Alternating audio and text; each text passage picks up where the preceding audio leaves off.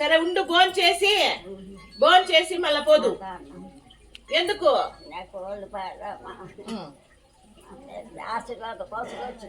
అయ్యో ఫ్రెండ్స్, ఇక్కడ ఈ అవ్వ చిత్తూరులో కోర్టు దగ్గర ఉంటారండి. చిన్నగా చిల్లర అంగడి పెట్టుకొని ఉంటారు. తనని ఆల్రెడీ మన వీడియోలో పెట్టాను, మీరు చూసాము, చాలా మంది చూశారు కూడా, గుర్తుపడతారు కూడా ఇప్పుడు తనని కూడా చూస్తే కూడా. తనేమంటే నేను ఈ మధ్య అక్కడికి వెళ్ళలేదని నన్ను ఎదుక్కుంటా వచ్చారు పాపము. కొడుకు నా దగ్గర ఒకటే ఉంటావు, వచ్చేది ఆశ్రమానికి. కొంచెం అప్పు ఉంది మా కోర్టుగాడ, 30,000 ఉంది, తీసేసి అదే చూసుకోకపోతామని వచ్చిన. ఇంటి బాడీ కట్టేదానికి డబ్బులు లేదంట తనకి, దానికని ఇంటి దూరం వెతుక్కుంటా వచ్చారు. నేను అదే ఎత్తున్నాను, ఆశ్రమానికి వచ్చేయచ్చు కదా అమ్మా అన్నట్లుగా. తనకు 30,000 అప్పు ఉందంట. ఎంత ఉంది అప్పు?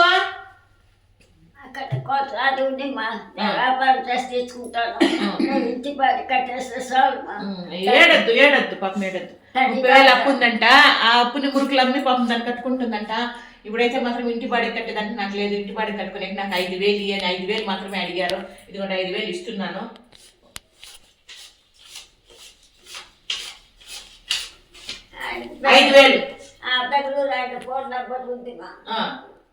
సరే ఇది 5,000 తీసుకో. 5,000 ఉంది. సంతోషమా? పెట్టుకో.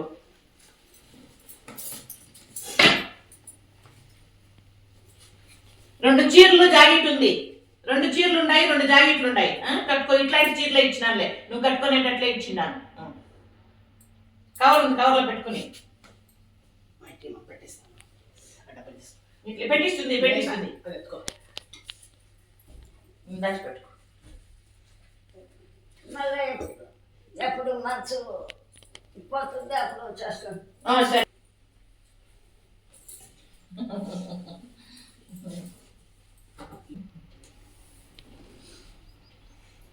భోంచేస్తారమ్మా?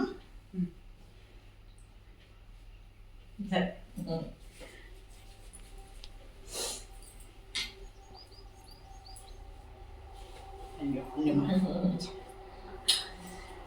బాధపడదమ్మా. అమ్మ దగ్గరకు వచ్చావు కదా, అమ్మ దగ్గరకు వస్తే సంతోషంగా ఉంటా, బాధపడద్దు. నేను చూస్తే నాకే ఏడుపు వస్తా ఉంది. అసలు ఈ పరిస్థితి నువ్వు కష్టపడుతున్నావే. అవునా కదా? ఏడద్దుమా. కూర్చో కూర్చో, ఏడద్దు, కూర్చో. చేస్తాను, కూర్చో. బయలుదేరుతావా? నేను తెచ్చిస్తాను దానికి. సరే పద. సరిపదప్ప. సరే మా వస్తావు.